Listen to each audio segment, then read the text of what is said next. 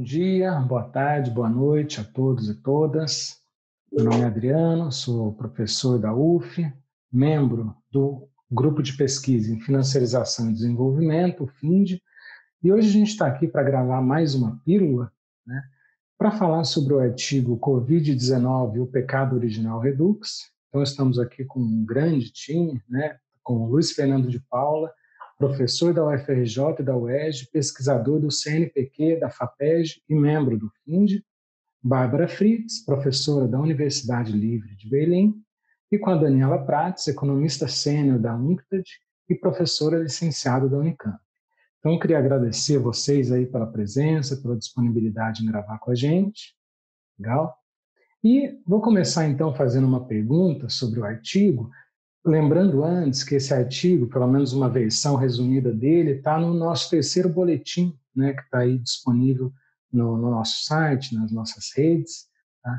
Então, para começar a falar aí sobre o artigo, né, existe o conceito do pecado original, né, que é um conceito ali da década de 2000, que se refere à impossibilidade de um país emitir títulos no exterior denominados na sua própria moeda. Né? Então, quais são as principais diferenças entre o pecado original, digamos, original e a versão pecado original redux ou restaurado? Adriano, obrigado aí pela oportunidade, né, para a gente discutir o nosso paper. Na realidade, vamos chamar assim, o original sin original, né, como você falou, ele foi elaborado inicialmente pelo Aschengreen e pelo Hausmann, depois tem um trabalho com o Panizza também, né, ele justamente mostrava que os países em desenvolvimento, países emergentes, eles tinham um problema de pecado original relacionado ao fato de que eles não conseguiam colocar títulos no mercado internacional emitidos na sua própria moeda. Isso gerava problemas, né, de vulnerabilidade externa, né, no sentido que esses países se endividavam em moeda estrangeira. Quando você tinha algum movimento de ciclo de liquidez, de aversão ao risco, gerava uma desvalorização cambial.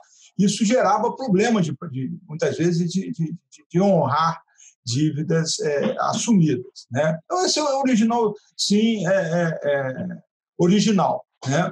O original, sim, restaurado, original, sim, redux, ele está relacionado a outro aspecto. Né? Que, na realidade, veja bem,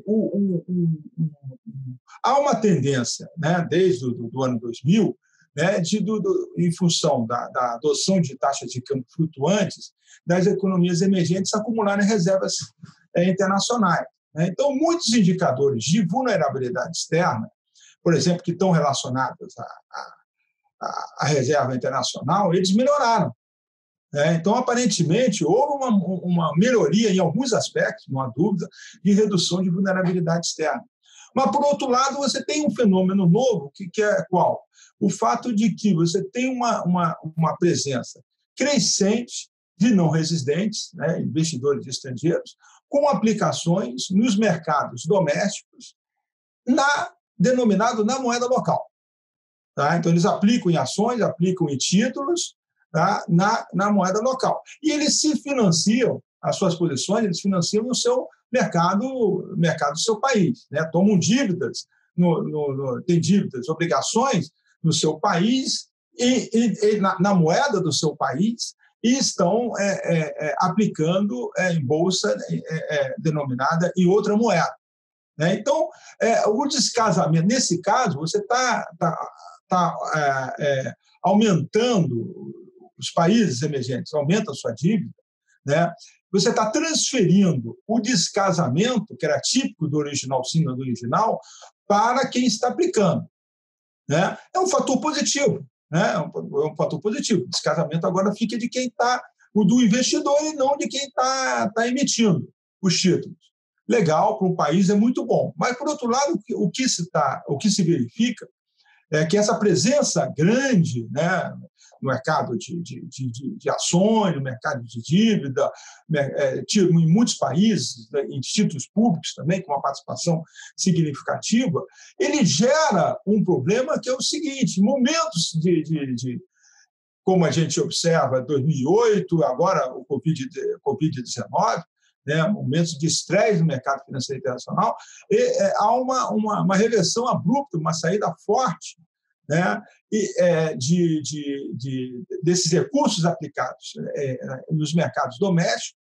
Isso gera uma desvalorização cambial, essa saída de capitais acaba gerando uma desvalorização cambial e, ao mesmo tempo, contribui para uma queda dos preços, uma deflação nos preços dos ativos locais.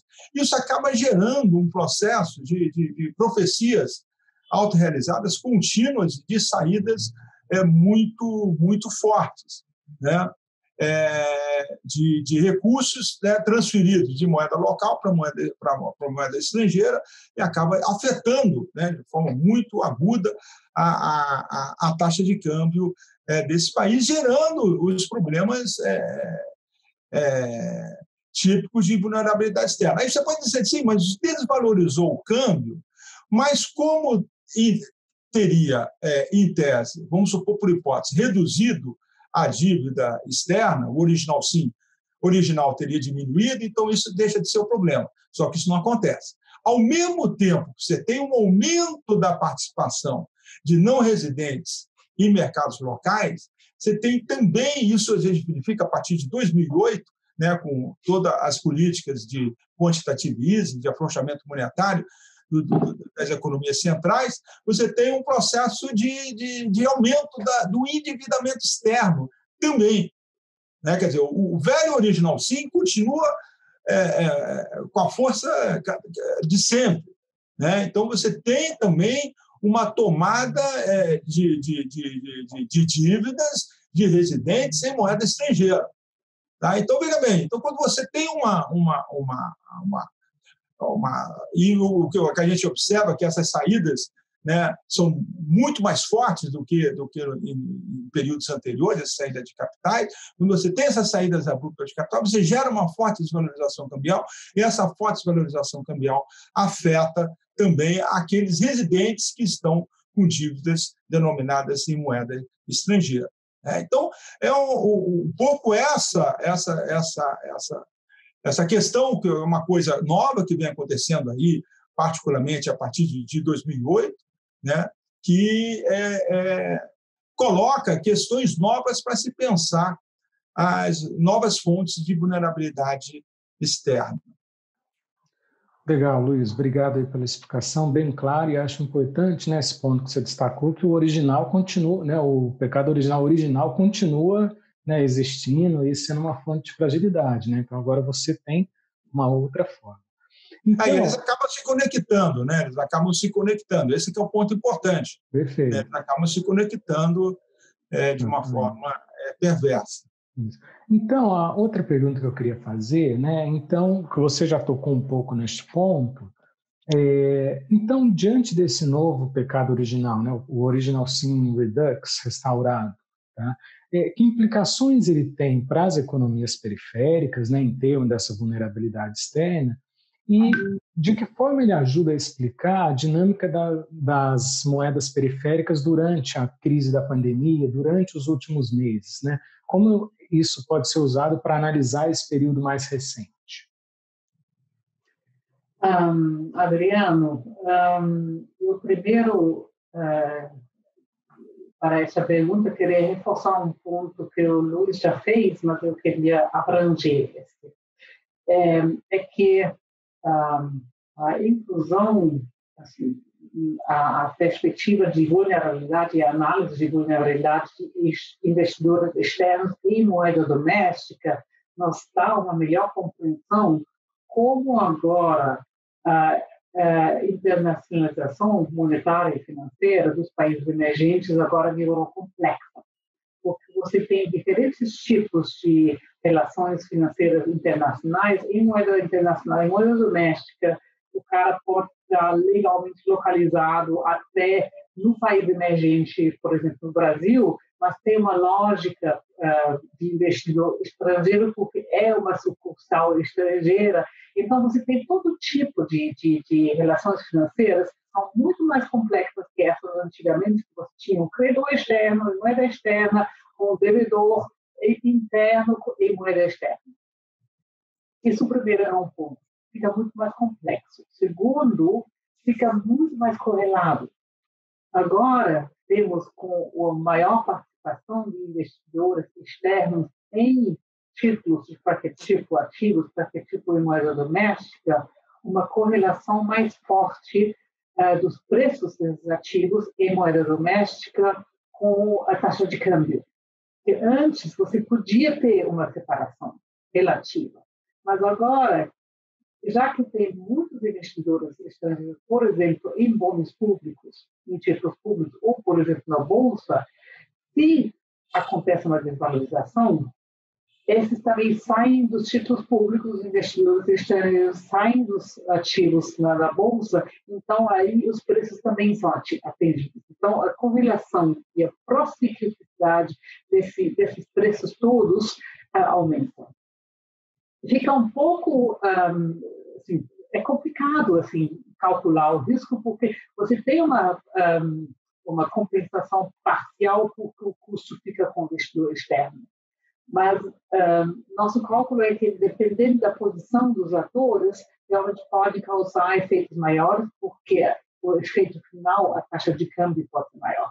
E com isso, a volatilidade em geral dos preços dos ativos e da taxa de câmbio pode ficar maior. Agora, vamos para os últimos meses. Para falar a verdade, a gente já estava com o plano desse artigo fazia mais ou menos um ano, que a gente reuniu os três no Rio. Belos tempos que ainda podia se encontrar fisicamente, até vindo de lugares bem diferentes. E começamos a trabalhar e maturar essa ideia da relevância dos investidores externos em moeda doméstica, como trazendo novas vulnerabilidades. O que aconteceu no período Covid nós até ajudou para explicar melhor esse fenômeno. O que a gente viu, isso vocês, como grupo, sabem muito bem, essa saída brusca e imensa e nunca vista antes de capital dos emergentes e foi 90 bilhões em poucas semanas. Nunca tinha acontecido uma coisa assim em março, abril, e a revirada, pelo menos parcial, muito rápida. E tanto a saída foi tão grande, essa nossa interpretação, porque não foi somente investimento em emergentes em moeda internacional, mas também em moeda doméstica. Então, o bolo ficou maior, da onde podia tirar o investidor, e a volta também foi parecida. Voltou dinheiro para aplicações em moeda internacional, mas também voltou a aplicação em moeda doméstica. Isso de forma muito diferenciada. A China recebeu muito mais investimento em moeda doméstica que outros países, mas ainda assim ajudou a aumentar a prociclicidade e a instabilidade desses fluxos. Isso é algo que a gente, infelizmente, está esperando para os próximos meses, que com o aumento do risco dos emergentes, especialmente a América Latina, está muito mais vulnerável pelos conflitos convencionais, de que, por exemplo, o mundo árabe ou a Ásia. Então, é de se esperar que vai ter outros refluxos, retrações de capital, que podem afetar tanto também as investições em moeda doméstica. Então, esperamos que a vulnerabilidade com esse novo fenômeno vai aumentar. Obrigado. Vai ficar do nível como estava. Sim, sim. Eu acho que é muito interessante isso que você falou, né, de olhar da complexidade das relações e como a ideia de simplesmente estar cotado em uma moeda em outra, ela torna muito mais difícil, né? Até um pouco em relação ao que o Luiz falou no começo, de olhar os indicadores de vulnerabilidade podem até estar melhores, mas isso não significa que, de fato, a vulnerabilidade está menor, né? Bom, como última pergunta aqui, uma pergunta bem fácil, né? Então, com esse novo risco, né, agora com o pecado original restaurado, né, o que cabe aos países emergentes, né? Que tipo de estratégia, que tipo de medida eles podem ou têm margem para tomar, né? E não só os países, mas também as instituições internacionais. Então, o que a gente pode enxergar como saída para esses problemas, né? Então, agora a situação, como o Luiz e a Bárbara explicaram muito bem, é muito mais complexa, né? Porque o que a gente chama de metamorfose da vulnerabilidade, e como você também destacou, não é que o original ele desapareceu, né? Mas é que agora a gente tem o Original Sin Redux e eles se interagem, né?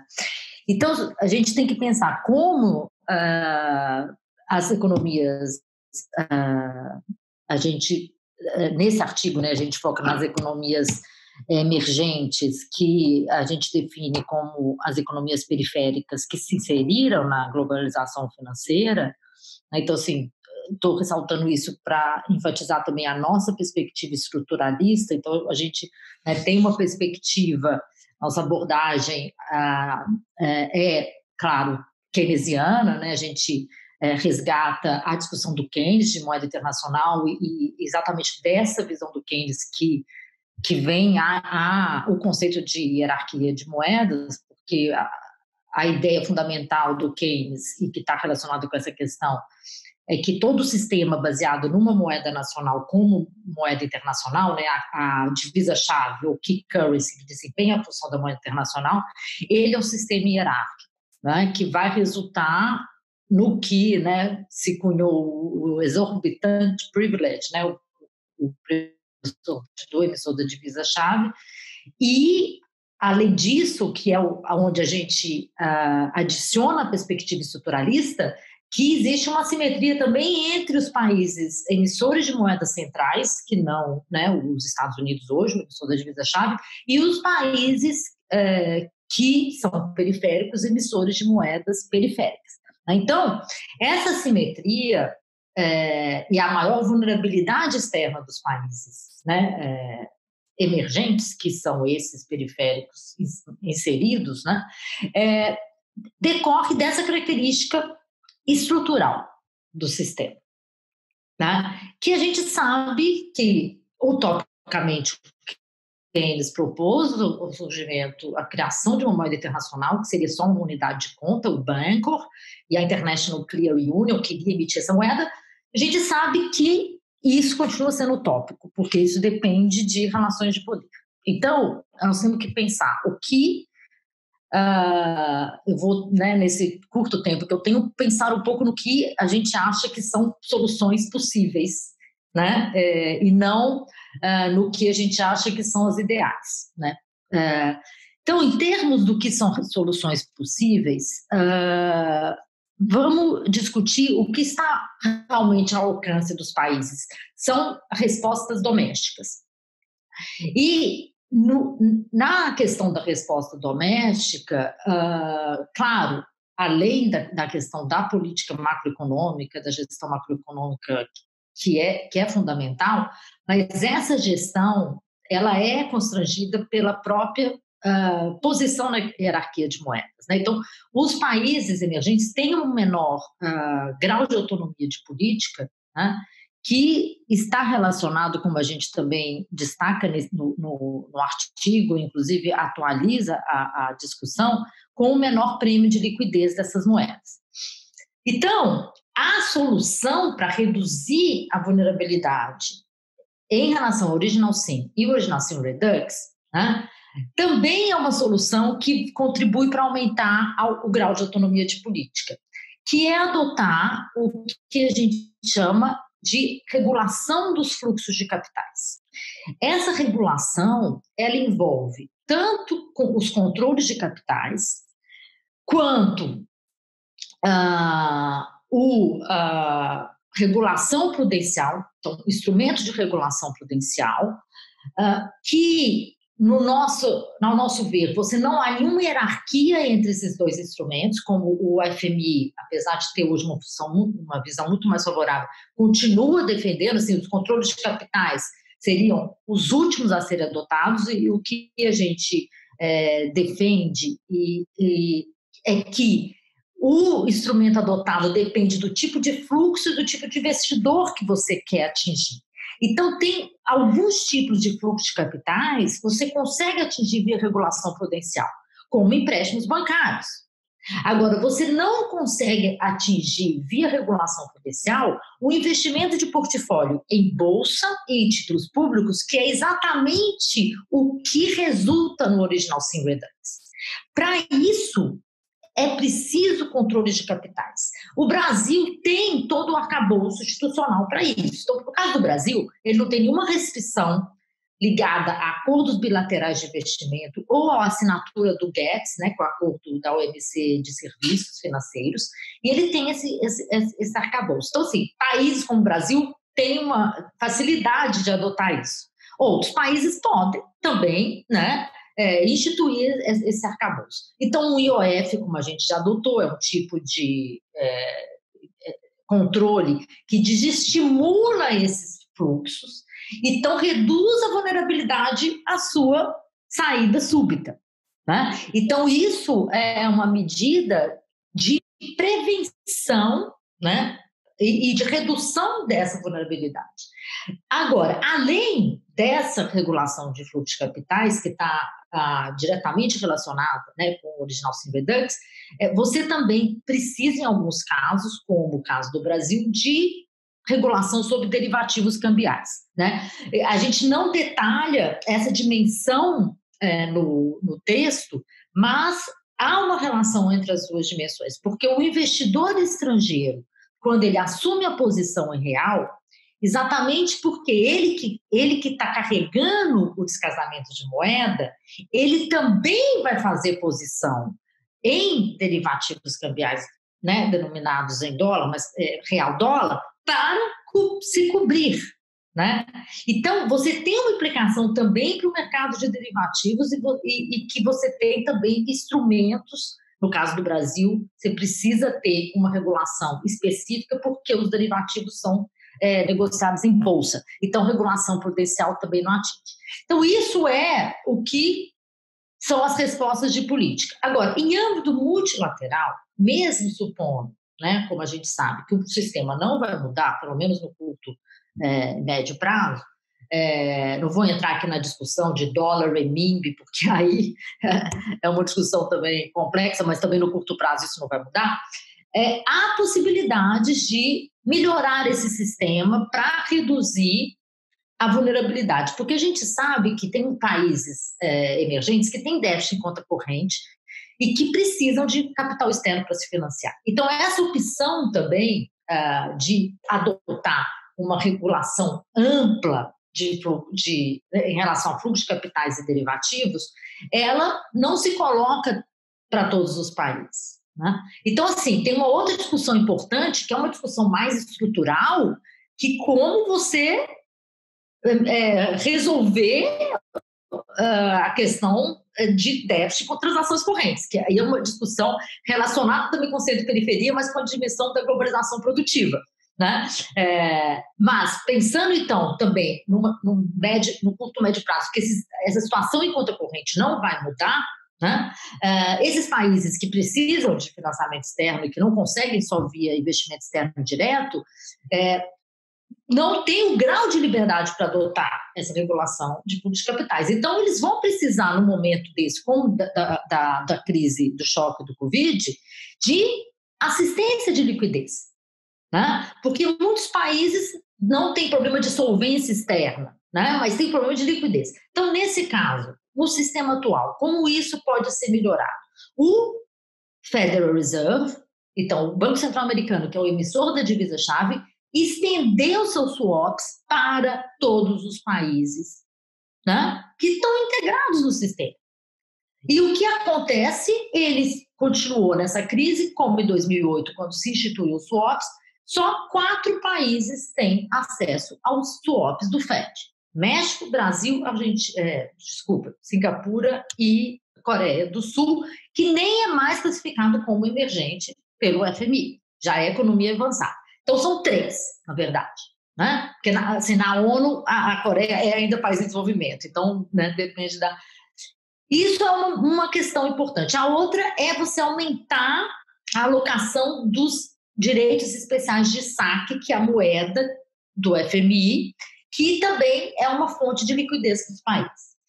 Do ponto de vista da liquidez externa. Do ponto de vista da solvência externa, o sistema também precisa aperfeiçoar os mecanismos de reestruturação da dívida, que é o que a crise do Covid está mostrando também. Você depender somente de soluções de mercado, como as cláusulas de ação coletiva, a reestruturação da Argentina e do Equador acabou saindo, mas a gente viu como foi difícil, né? Então, é preciso de um mecanismo multilateral de reestruturação de dívidas, né?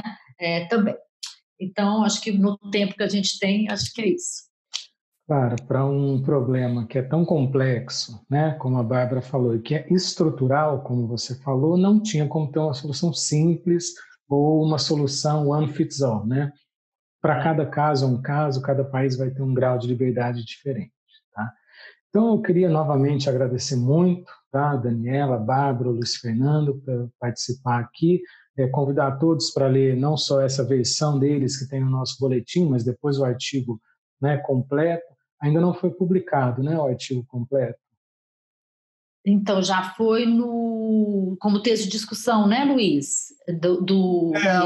O artigo está disponível na página do Instituto de Economia como texto para discussão do IEL-UFRJ.